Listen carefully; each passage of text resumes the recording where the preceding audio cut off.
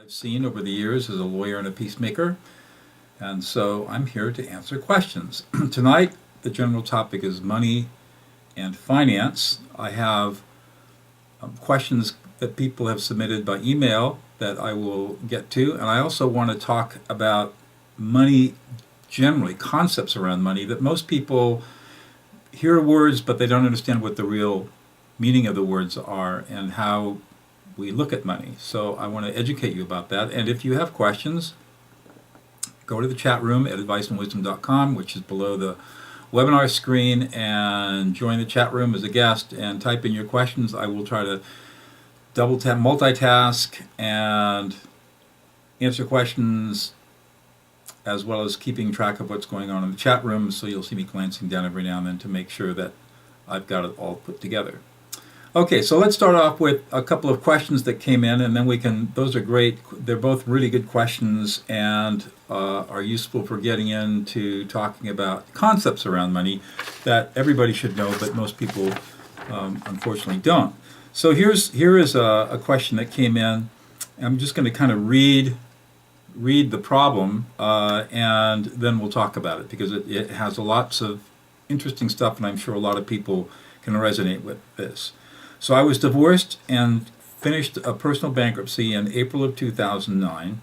I purchased a used 2009 Nissan, which was financed through the dealership at a 17% interest rate, paying $350 a month, and about $5,000 remain on the 5 or 6 year loan. I've tried to refinance but cannot. The car has 91,000 miles. I've not tried to get pre-qualified for a new car, hoping the interest rate will be lower. I don't have a credit card, and I am just wondering, what the heck should I do? Am I better off trying to get a credit card to rebuild credit before looking for another car, or try to purchase another car? Okay, so there is some missing information here, but this is an interesting problem. We have an older car with a lot of miles on it. The good news is that Nissan tends to make a good car, and 91,000 miles is not the end of the shelf life of the car. By way of example, I have my last Outback. I had 281,000 miles on it before it met its unfortunate demise in a minor collision that wrecked the front end, and the insurance company totaled it. So these cars today go for a long time, and as long as it's mechanically reliable. With this financial situation, it is not, I don't think it's time to be looking at a new car. In terms of car purchases in general, my personal philosophy is anti-Detroit. I like to buy cars that are going to last a long time. Typically, I hold onto a car for 10 years. And I don't like car payments, and I don't mind having an older car, especially one that I've taken care of. My criteria for buying a new car is when the annual cost of repair equals about half of what a new car, 6 months worth of car payments would be. So just to make it really simple, if I'm paying $500 a month in total payments for a new car, that would be about $3,000 a year.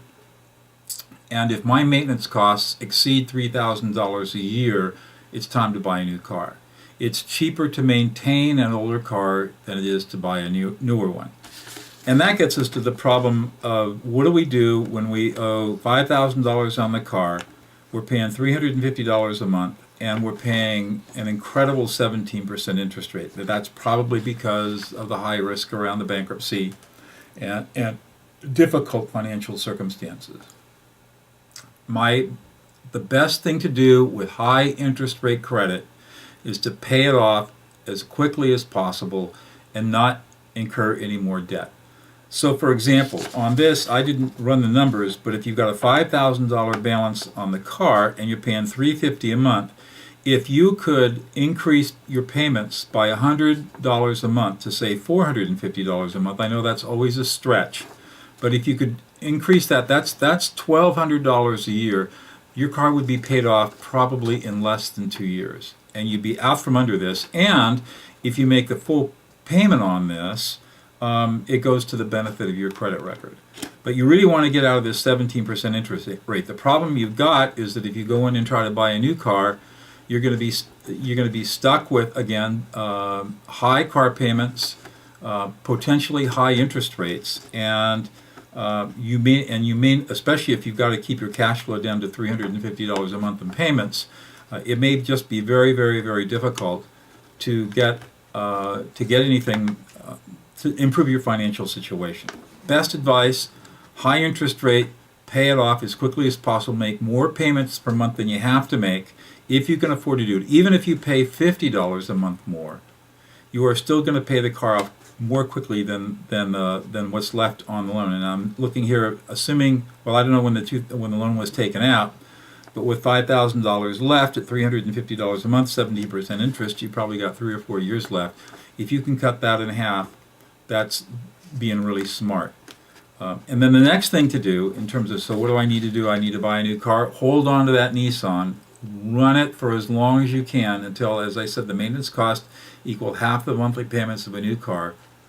And take the money, the $350 a month that you would have been spending on the car, and if you can, try to save it. I know this is really tough in these tough times to save money when, especially if cash flow is tight.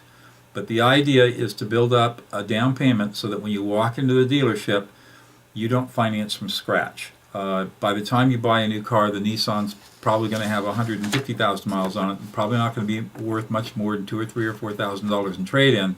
That's barely going to cover just the taxes and the cost of registration. So if you can add another $3,000 or $4,000 or $5,000 onto that, that means you're going to get a lower interest rate from the finance companies, and your monthly payments will be lower.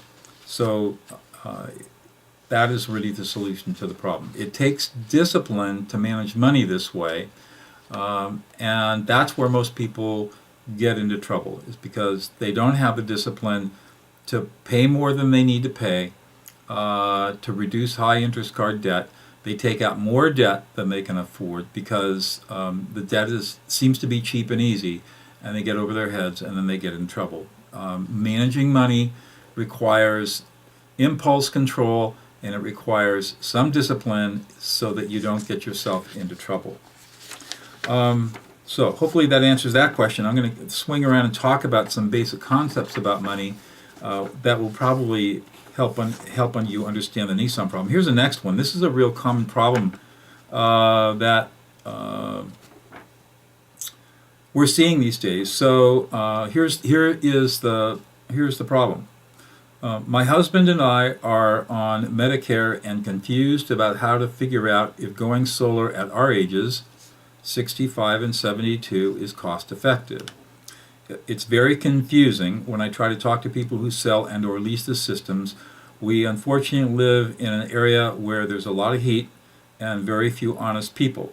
We had to spend all of our nest egg on doing repairs to our house and on things that were not disclosed by the sellers, so there's no money to put down on the purchase of the solar system. I have heat-related health problems, and while we get a small break from PG&E, it does not keep up with our PG&E bill at a level that is affordable for us during the extreme heat times of the summer, or when we have to use the air because of all the smoke from fires in the mountains. Okay, so the question is does going solar make sense? As a general proposition, if your PG&E bill is over, say, $200 a month, or your utility bill is over $200 a month, and we all know living here in Central California that that's pretty normal to have a pretty good size air conditioning bill, you can start thinking about going solar. And the issue becomes, what are the best ways? What's the best way to do so? There are really a number of different, there are three principal ways that you can go about getting solar from a financial perspective. Number one is outright purchase. For a normal home that's burning, say, 5 kilowatts of power per year, you'll need probably a 3 or a 4 kilowatt system. You're looking at anywhere from $10,000 to $30,000 out of pocket. Now that can be defrayed by, if you have taxes to pay, there are tax credits, both state and federal tax credits, that help defray a lot of that. But you're out of pocket the money initially. You recoup it in taxes in the next year. So you really got to be thinking about, if it's a purchase option, I'll purchase it now, and then part of the tax savings will be part of the return on investment. When we talk about return on investment, we're talking about how much money you're making on the investment that you put in. So, for example, if you put in a $10,000 solar system, how would you measure your return on investment? You would measure one by either the savings or annualized on your utility bill, and you would also measure it by whatever the increased value in your house might be, because houses with solar tend to have more value than houses without solar. So you combine those two figures together, you basically figure out what the cash flow savings is, and then through a process of discounting the present value, which I'll talk about in a minute, and anticipate what the increased equity in your house is going to be. That's your total return on investment. If you can purchase solar and you've got the money on hand to do it, typically that's going to make you the most money. You're going to get the highest ROI, return on investment, through purchase. Of course, now when you purchase, you are responsible. You bought it; it's yours. You've got to be responsible for maintenance, upkeep. But the nice thing is that these systems come with very long guarantees. They are essentially maintenance free. And once they're installed, it's sort of a turnkey operation, nothing you have to really worry about. So that's one thing to do. That's one way to do it.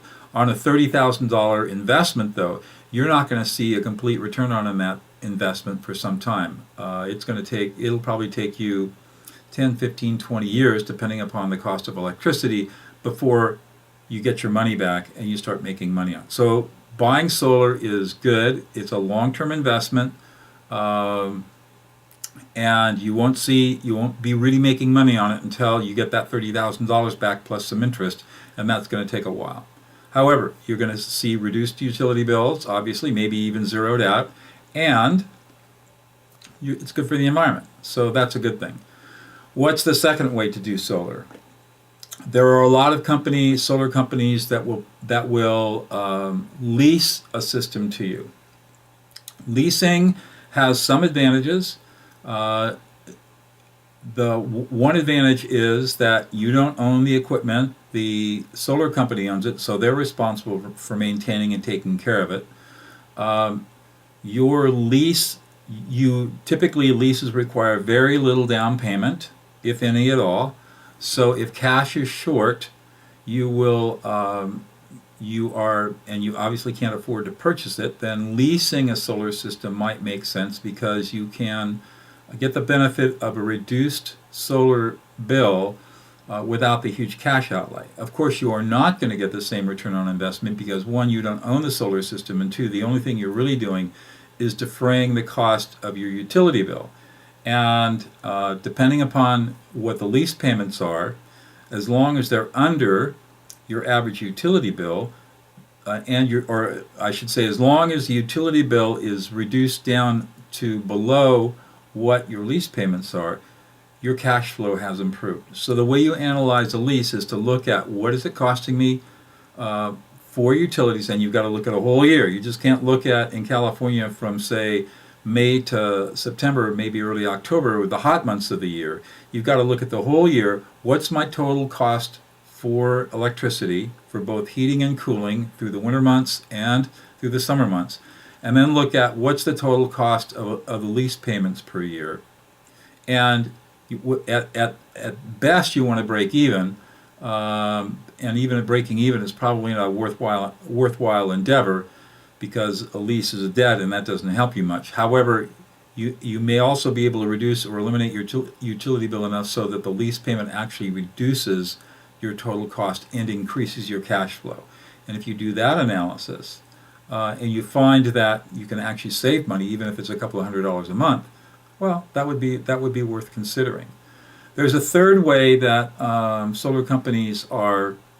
It's in the nature of a lease, but what they may be doing is they will install the equipment and guarantee you a reduced power bill or a reduced bill altogether, and that can be done. That it's sort of a hybrid of a lease.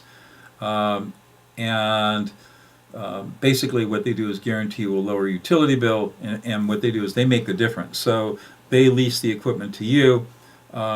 You get a lower utility bill, and they get the benefit of the savings of the as well, and that's how they make money. It's becoming more popular. The Google guy, Larry Page, he's the brother of the Google guy, Solar City, has really developed this model of residential solar installation, and it's becoming more popular and might work. Again, I think that solar as a proposition is still not quite prime time. We would do solar because we want to reduce our greenhouse gas effect, and hopefully affect climate change positively, and become environmentally conscious.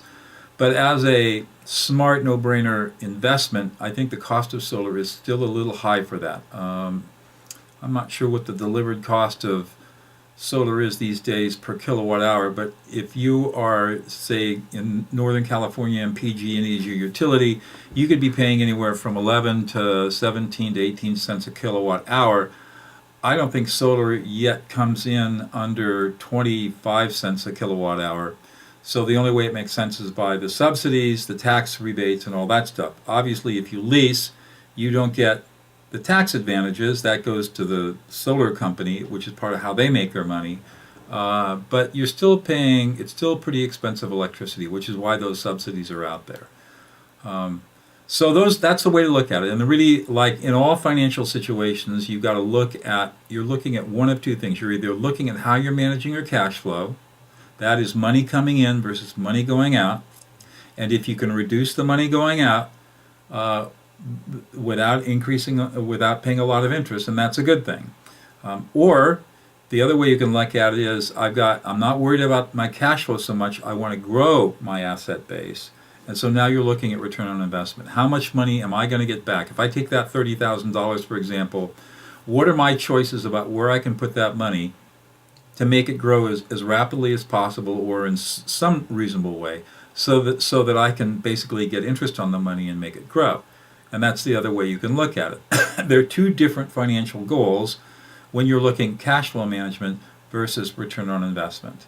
And so that's why it's so confusing out there, is because the people who talk about this stuff and are salesmen are not really they're not financial planners or financial advisors. They're not taking the time to sit down and say, okay, what's more important, cash flow or making a lot of money on your investment? And that's the kind of decision making you have to engage in before you can decide which route in a solar system or any other kind of system, any other kind of investment like that is appropriate for you. I mean, it's the same thing with a car. I mean, the choice is you can buy a car or you can lease a car. You can put down a big down payment or not a big down payment. Again, you lease when cash flow is most important, because typically in a lease situation, your down payment is fairly slight. It's usually a couple of payments, and so you can get in pretty inexpensively. And your monthly payments tend to be pretty low because there's a residual value at the end of the 3-year lease, and you turn the car back in, assuming you haven't exceeded your mileage allowance, and you walk away from the car. Well, what you're doing when you're leasing is you're managing your cash flow. You're saying, I need a car. I need to manage my cash flow, keep my stuff down, and I'm not going to worry about the implicit interest that I'm paying on it, because cash flow is more important than interest. What most people don't know in automobile leases is you're paying an implicit interest rate of anywhere from between 18 and 30%. So it's very, very expensive money. But the cash flow is low. And if cash flow is more important than interest, the interest you're paying, the implicit interest you're paying, you don't pay real interest, it's financial calculation, then leases make sense. If you like new cars every 3 years too, leasing makes sense, because the owner of the car, the dealership or whoever, the leasing company, takes the hit on the decreased value of the car, and you don't take that hit. On the other hand, if you're like my personal preference, just because of my own financial situation, is I like to buy and hold. So I will buy a really solid car, like I own an Outback, and it's a super solid car. I know I can get it about probably 200, maybe 300,000 miles over 10 years. And when the cash flow, when the car payments stop, now all of a sudden, although the car is not appreciating in value, I no longer have to make those payments, and I can take that money and put it somewhere else. The car is not appreciating in value, but it's not costing me anything other than just keeping it maintained and keeping it going. So that's leasing versus buying. Two different things to think about, and you have to do a little bit of skull work to figure out what's most important. People who are on fixed incomes, Social Security, retirement, cash flow becomes more important. The problem with managing cash flow with not a lot of capital, retirement, and so forth, is that you're going to get sucked into higher interest, and that it's going to be more costly money.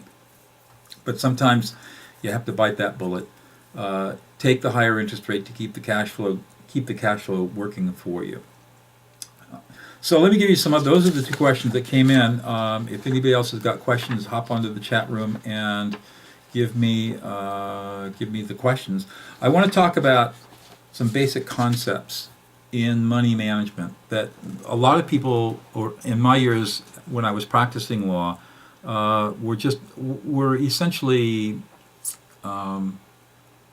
unknowledgeable about money. It's not something that we're necessarily taught in school. You have to really go out, unless you go to business school, I guess. You have to really educate yourself on basic financial matters, and a lot of people don't, and it causes a lot of confusion around that. So let's talk about some of the concepts I want to talk about. Are what is debt? Well, we kind of know what debt is, but debt is actually a little bit more sophisticated and complex than what most people think. What do we mean when we talk about savings, and what do we mean when we talk about the value of money? Very important concept. And that gets us to the difference between interest rates. What is an interest rate, and why is that important? And what's the difference between an interest rate, for example, and a return on investment?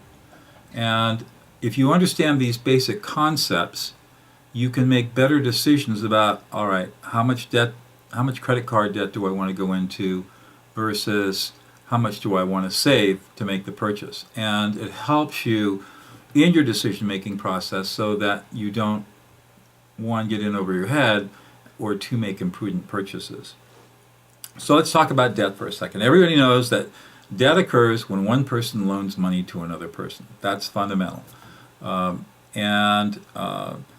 There are all kinds of different types of debt. There is basically, we can categorize debt for our purposes as being either secured or unsecured. These are legal terms. A secured debt is a debt for which there is some kind of security agreement. So when you buy a car, there's that big old long form and tiny little print, front and back, most lawyers can't understand what that is. That is known as a security agreement. And what it does is it creates a right of the lender to a whole bunch of remedies in the event that you don't fulfill your obligation. And by remedies, I mean things that a judge can do, either or a creditor can do or a judge can do to help a creditor collect an amount of money that is due. So when we talk about a secured debt, we're talking about a debt that gives the lender some kind of right over property, that the lender can seize the property under appropriate circumstances, sell it, and pay itself back the debt that's owed. That's what we call a secured debt. Now, there are two kinds of securities that can secure debt. Fundamentally, there is real property and there is personal property. Real property is like your house. So if you own a house and you have a mortgage on the house, you have what you literally have, and in California we don't even have mortgages at all, but we call them mortgages, but that's not what they are. In California, what we have is when you closed escrow on the purchase of a house, you signed a very long document called a promissory note that had some really scary figure like $500,000 or whatever the purchase price of the house, or whatever the amount of the loan was, that you're promising to pay back. And in addition, you signed what in California is called a deed of trust, which is a security instrument that essentially gives the lender the right to force a sale of your home in the event that you fail to make payments over a certain period of time. It gets kind of complicated legally, but basically that's it. And so the reason that the lender is willing to make the loan to you is because presumably the value of the house, the purchase price, is greater, usually by about 20%, than the amount that you're borrowing. And that's called loan-to-value ratio, LTV. So in the reason that we got into huge trouble in 2007 and 2008 around the world and in this country is that lenders were making loans to people who had no credit, no ability to pay, and they were grossly inflating the value of property way beyond its value because there was so much demand for investment property that the loan-to-value ratios got completely upside down. And when the whole thing collapsed, the real estate people, all the lenders were all of a sudden finding that homes were going into foreclosure by the thousands. Property values, we all remember this, property values dropped, and all of a sudden there was no security to support the notes. And in most states, a borrower of a residential mortgage can walk away without recourse. In other words, the lender has only resort to the security, the land, cannot sue the debtor personally for the debt. And that's the difference between what we call a recourse and a non-recourse loan. In a recourse loan, not only is the borrower personally liable, but the lender can also take recourse against the property that's securing the debt and also go after the borrower personally. In a non-recourse situation, the lender does not have the ability to go against the borrower. So essentially, residential transactions in California are basically non-recourse. In other words, the lender cannot go after it's called the anti-deficiency statutes, and the lender generally has a difficult time going after the borrower. It can happen. There is a way around it through judicial foreclosure, but it's very difficult, and most lenders don't bother with that. However, if the property value is not sufficient at a foreclosure sale to meet the debt, the lender takes the hit. And if the lender doesn't want to take the hit, then the lender has to file a lawsuit called judicial foreclosure and go through that process. Very, very difficult, time-consuming, and expensive. So you've got debt. Now, you also have unsecured debt. As a general proposition, think about money as a commodity. We can buy and sell money, just like we can buy and sell wheat or buy and sell a car. There are a whole bunch of people in the world who are engaged in buying and selling money. When they buy money, when they sell money, they are lenders. And so when they're selling the right to use the money, they're basically renting their money out. They expect to be paid rent on that money. And that rent is what we call interest. And interest is, in very broad terms, is composed of a number of different items. One, there's an inflation rate. Two, there is a non-risk rate. In other words, what is the safest investment in the world? Probably a United States Treasury bond at 1.5% or whatever it's at today. So you've got inflation. So we start building up layering this, and this is how we get to these interest rates. So for example, if inflation is at 2%, that's inflation, that goes on. Then we say the no-risk interest rate, where unless catastrophe strikes the world, it's always going to get paid. That's probably a U.S. Treasury bond, and let's say that's 1.5%. So now our base interest rate has gone from, say, 2% inflation, 1.5% Treasury rate. That's 3.5%. That is a very low interest rate.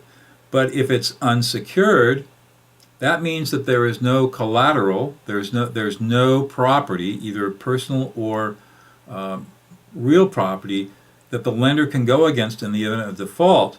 So now there's a huge amount of risk involved. What happens if the debtor doesn't pay? And I got to track him down, find him, sue him, and hope that he has some property that I can attach after I get a judgment, after I file a lawsuit and win my case in court. and then I have to worry about bankruptcy. So as a result of that, there is a huge risk factor involved in unsecured debt. And one of the reasons why credit card debt is at anywhere between 13 and 25% is because the lender is looking at the risk. And they know from experience and from big data that out of so many hundreds of thousands of issued credit cards, they're going to have a default rate of a certain percentage. And so they charge enough interest to make a healthy profit for the risk, so they get a rate of return to their shareholders or their investors, and they account for a certain percentage of being bad debt. So the good people who make their payments and pay off their high interest rate debts are subsidizing all the deadbeats out there.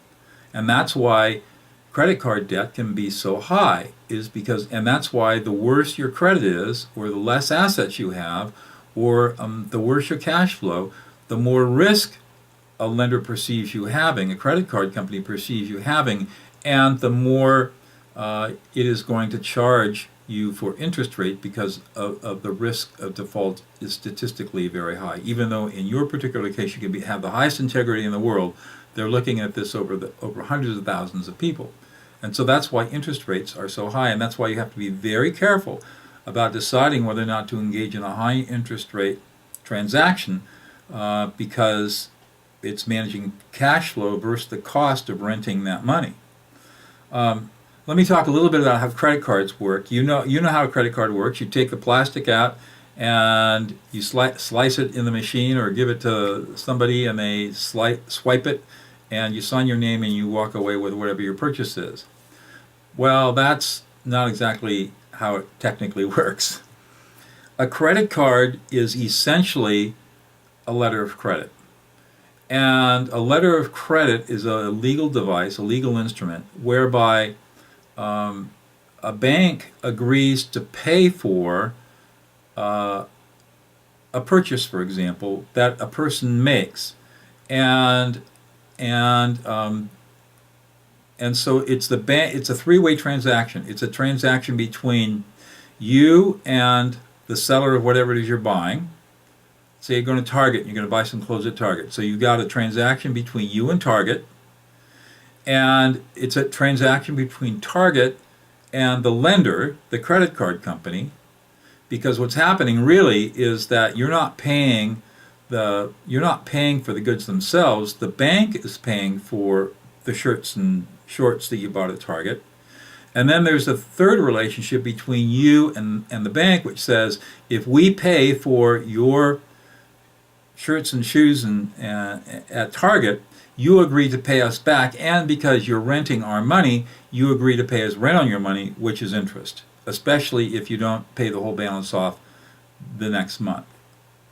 So it's a fairly complex transaction that's going on there. And so you have to understand that every time you use a credit card, you are renting the bank's money. And we all know that we pay interest on that, but just understand that conceptually, it's the bank that's spending the money, not you, and you have to pay the bank back. And I think intuitively people get this, but they really don't understand the complexity of the relationships between the purchaser and the vendor, you and Target and the third-party bank, Visa, whoever, Wells Fargo, whoever it might be, and then your relationship with the bank where you agreed to pay back whatever money the bank has advanced. Now, in a debit transaction, very different. In a debit transaction, the bank is only holding the money, it's your money, and it's being debited, taken out of your savings account or your checking account, and it's as if you're paying actual cash. So the bank is involved, but in a custodial manner, as a depository, not as a lender. Now, it may charge a fee for that. They used to charge fees, and they don't charge fees now very much, because there would be a hue and cry. But using a debit card is very, very different than using a credit card. A debit card, it's your cash, your transaction, the bank is holding the money, maybe you're getting interest on your checking account, maybe you aren't, but the bank's not involved and you don't owe the bank anything. Credit card, bank money, you've got to pay, and you're paying the interest on it, you're paying the bank back, you're renting the money to the bank. In my situation, I mean, we were all everybody was devastated by the financial collapse of 2008. To call that a Great Recession is the worst kind of political jargonism. It was a depression by any measure and by anybody's imagination. I still have not recovered from it. And I know many, many professional people who have not recovered from the collapse. And many people are still suffering. Slowly life is improving, but it's been a really, really, really long 7 years. So how do we deal with situations where we have fixed obligations? We have house payments and we have car payments and we got kids we got to deal with and we got dogs we got to feed like Freckles and how do we manage that? And so that's where managing your debt, lines of credit, using a line of credit or using credit cards becomes a bit of a trick, and you have to decide if I have to pay $2,000 or $3,000 or $4,000 a year extra in interest to maintain my cash flow. Am I willing to do that? And that is what is known as cash flow management. Businesses will often engage in cash flow management because maybe they're engaged in, for example, in agriculture. The money all comes in at once, typically at the end of the year, as they're selling off the crop, and they don't have any cash flow to speak of from February to the time of the next harvest. So what growers have to do is manage that by having a line of credit established with the bank. So they they borrow money from the bank on the line of credit during the year, and at the end of the year when their cash comes in from the sale, the proceeds from the sale of their harvest, they pay the bank back. And so that's cash flow management. And so you can use debt very, very constructively and powerfully if you understand that it's all about cash flow management and you make sure that you never, ever, ever exceed your ability to repay. In other words, your revenue in always has to be greater than whatever the cost of the cash is going out.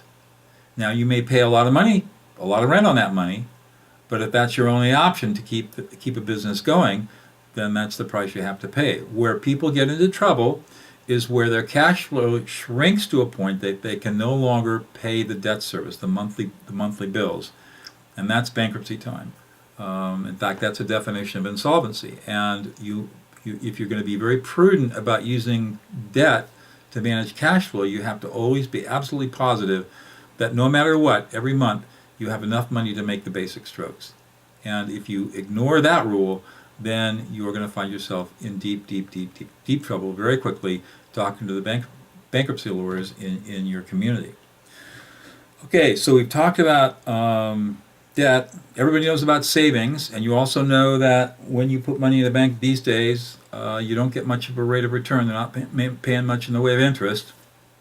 And that, again, is because the inflation rate is very low and because the Federal Reserve has kept interest rates very low. So putting money into a savings account is probably not, unless you need to save for cash for some reason, it's not always the best place to invest your money. If you have excess money left over to invest, for example, in retirement or 401k or something like that, you really need to go find a good financial advisor who does not sell stuff. Stay away from financial advisors that sell insurance or they're stockbrokers. Look for registered investment advisors, people who make money by making your money grow. They don't make money on commissions for life insurance that you surely do not need.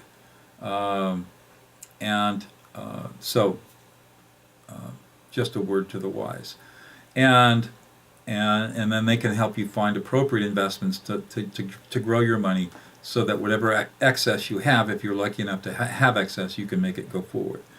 I want to talk a little bit about present value because that, again, is a fundamental concept of money that most people do not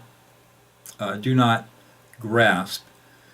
So the easiest way to think of, and the reason that we use this term present value is we're trying to understand in today's dollars what a future income stream might be worth. So let me give you an example. Supposing that you have $100. No, let me phrase it this way. Supposing that in 10 years you wanted to have $100 in your bank account. How much money would you have to put in the bank today at say, a 3% interest rate in order to get a total of $100 principal and interest in 10 years. That amount of money that you would have to put in the bank today at 3% interest, and by the way, it's probably going to be close to about 90 bucks at 3% over 10 years, roughly, is called the present value of money. The other way to look at it is to say the $100 10 years from now is called the future. That's called the future value. What's the value of that money today? It's a future value, so it's got a $100 value 10 years from now, but what's it going to be worth today? And the reason that becomes important is because it helps you think about, do I go into debt? Do I save? Do I do nothing?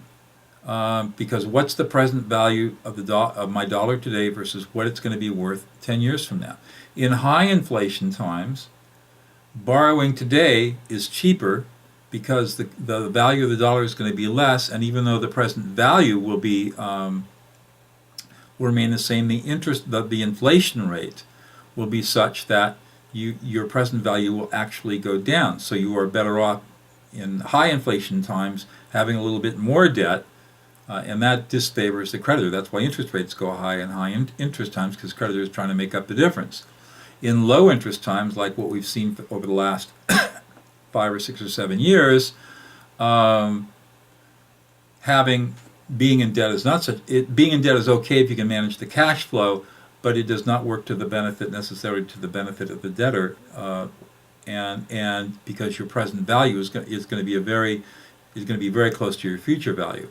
If the interest rate is 1% over 10 years, I might need to put down, like I said, $90 that's going to be the same as $100 in the future. So it's almost an equivalency. So understanding present value, trying to decide what kind of investments you're going to invest in, trying to understand, is it debt, cash, payment, how would I do this? Looking at the value of money today and where it's going to be in 10 years can be important. So let's use another real life example. Say you're buying a car, and you have a choice between zero financing and not putting any money down, or putting down, let's say, $5,000, and you got to figure out what's the smart thing to do. Do I put down zero, or do I put down $5,000? If I put down zero, I may have to extend the payments out more and pay a higher interest rate. If I put down $5,000, I may get a lower interest rate, and I may not have to. My payments may not be as high, and I may not need as many years out. So one of the things you would want to look at is, what is the total cost in principal and interest if zero financing all the way out to the end? What's that total cost? And it'll usually be 2.5 times or 3 times the total cost of the car. And then if I put down $5,000, how does that affect that outcome? How does it reduce the total cost of the car? And that's the future value. If I took that $5,000 and put it somewhere else, does it make up for the difference? So just using very rough numbers, let's suppose that you had a zero down payment, 6-year loan on a car that costs $15,000. And I'm just going to make these numbers up and say, so your total cost is going to be $45,000. At the end of the time period, you will have paid $30,000 in interest for a $15,000 car. All right. Now, supposing you put $5,000 down, and at the end of the term, now you've got a $15,000 car. Now maybe you've only paid, say, $25,000 total cost. So you've saved $20,000 over the no interest thing. But the question is, what do you do with that $5,000? If you could take the $5,000 and invest it over 6 years and make more than $20,000, difficult to do, then you would go with the no interest situation, because you could actually, the present value of that $5,000 is such that you can invest it to make more than what the cost of the money is going to be. On the other hand, if the cost is less, you can invest that $5,000, and putting the money into the car probably makes sense, because the overall cost to you is going to be less over the 5 years. I hope that makes sense. It can be a little complicated. The nice thing is that doing the present value calculation, any smartphone that has a calculator on it should be able to do a present value calculation. And The other thing I would strongly suggest is there's some great apps out there for on Android and for Apple apps that are financial calculators, and they're really simple to use. And having those calculators handy to help you work through all of these different formulas, one, takes away a lot of the mystery from and the jargon that people will try to confuse you with, and it will help you make really good decisions about how much do I borrow? Do I borrow at all? How much do I borrow? How much do I put down? All that sort of stuff. Figuring all that out on your own when you walk in to do a sale or a loan or buy a car, or do anything that is involving credit, puts you in a much more powerful position. So get a little app, learn how to use it. It can be really useful. Okay, what else did I want to talk about? Interest rates. All right, everybody knows what interest is. It's what the bank pays you on your savings, or it's what the interest that you pay, the 18% you pay on your credit card. So remember that an interest rate is basically, think of it as apartment rental money. If you are paying interest, then you are renting the money from the creditor, from the bank or the finance company, and the interest that you pay is the rent that you're paying on that. If you are if you're selling your money, you're renting your money out, then that means you got it, for example, in a savings account or a certificate of deposit or some other investment account with the bank. The bank is paying you rent, and you're collecting from the bank. As we all know, the banks don't pay very much money out for our deposit accounts in our savings and checkings account, and they charge a lot of money when we want to rent money from them. So they don't like paying rent to us, but they really like it when we rent money from them and pay the difference. That difference, in a very simplistic way, that difference, that spread between what you pay on your credit card debt and what you get back on your money in the bank account is the profit margin, the gross profit margin that the bank works off of. Now, it's a lot more complicated than that, but essentially it's that spread that allows banks and other finance companies to make money. So, for example, a finance company might go out and borrow from a major bank $10 million or $100 million, and it will pay 3 or 4% for that money. It will rent the money to you at retail for 18%, and so now it has a 15% spread. And when you're talking hundreds of millions or trillions of dollars, that adds up to a huge amount of change. And so that's how high finance works. It's working the spread between what the cost of the money is to rent the money and how much you can get for renting the money out at retail. So it's a wholesale purchase or renting versus retail renting, and that's how credit card companies make their money. And there are people who are hard money lenders who do exactly the same thing. They'll go out and borrow money, they'll borrow money at 3 or 4%, and they have super good credit risks, and maybe it's secured debt, and then they will turn around and rent that money out, and they will make a huge profit on the spread. So that's why it's important to understand that interest is not just about how much you're paying for the rent. It's understanding that the lender is making the spread between what it can rent the money for and what it can rent and what it can sell the money to you, or sell the use of the money to you for the interest rate. So that's interest rate. The last concept I think I want to take on, and if people have questions on the chat room, you feel free to throw anything out. But the last thing that I want to talk about is this concept of return on investment.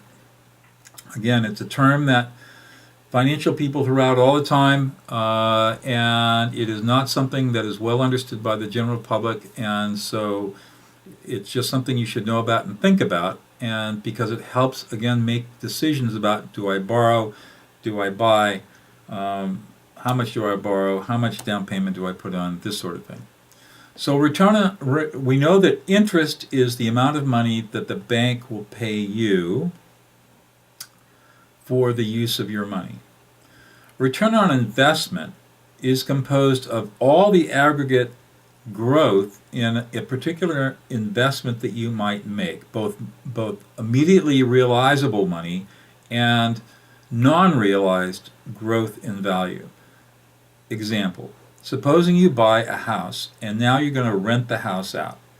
If you rent the house out, you will get assuming you have a good tenant, you will get a rental payment back. And let's just assume that you didn't borrow any money for this house. Your return on investment is going to be measured in part by how much of that, by the present value of that rental stream. So, for example, if you're renting the house out for $1,000 a month, that's $12,000 a year.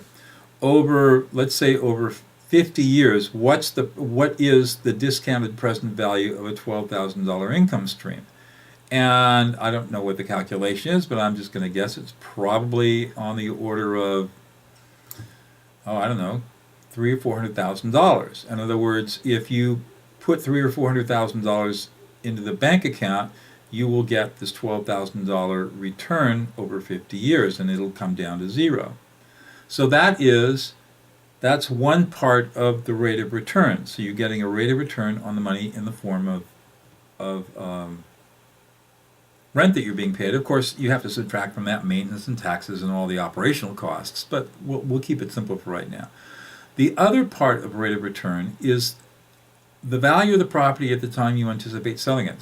So again, let's keep a long time horizon. Let's say you've got this house, it's a rental property, you're getting $1,000 a month, and you're going to sell it in 10 years.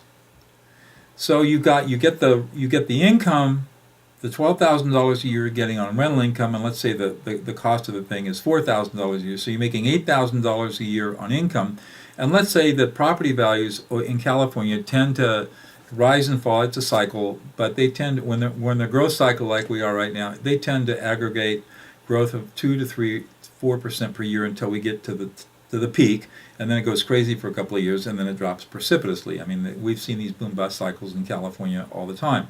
It's normal. This is what we expect. So your return on investment will be measured at the time you sell that house by the increase in value that between what you bought the house for. Say you bought it for $100 and you sell it for $250. All right, so you make a $150,000 profit over 10 years. That's $15,000 a year. Add into that the $8,000 net income you're making. So now you're making $23,000 a year. Discount that back to present value, and that tells you what your rate of return is going to be. And that's how you can take any kind of financial situation, whether it be debt or credit, and you can compare apples to apples and oranges to oranges and make a better decision about what is, of all the choices that I have in front of me, what is the best way for me to go forward. And if you're able to do that, and you're able to make these kinds of decisions and do these relatively simple calculations with a pencil and paper and a simple little application on your phone or your iPad or your tablet, you will, and a little bit of skull work. I'm not saying this is not brain dead stuff, but it's not difficult either. You can figure it out. It doesn't matter what if you're a pensioner and all you've got is Social Security, you can still make good decisions about how to spend that money based on understanding the value of money, the value of cash flow, understanding the nature of debt, understanding the nature of interest. You can still, amazingly enough, make that money work for you in pretty remarkable ways. Where people get into trouble is when they're completely unconscious about their money. It's just checkbook accounting. Money comes in. How much money do I have in my checkbook right now? What can I afford to spend this month? Okay, that's what I'm going to spend. 99.9% of the people on the planet, or those that have money, that are not extremely wealthy, that's how they manage their finances. It works, but you can do a lot better if you do a little bit of thinking about it and and try to be more conscious about the choices you make in terms of how you go about purchasing things when you go into debt and when you don't go into debt.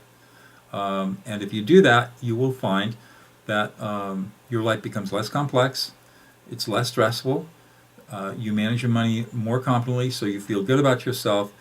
Very unlikely that you'll get yourself into financial difficulty, and more likely than not, you'll find that if you're using your money wisely by using these simple little concepts, you'll actually have some money to save, or if not save, at least go out and have a great vacation.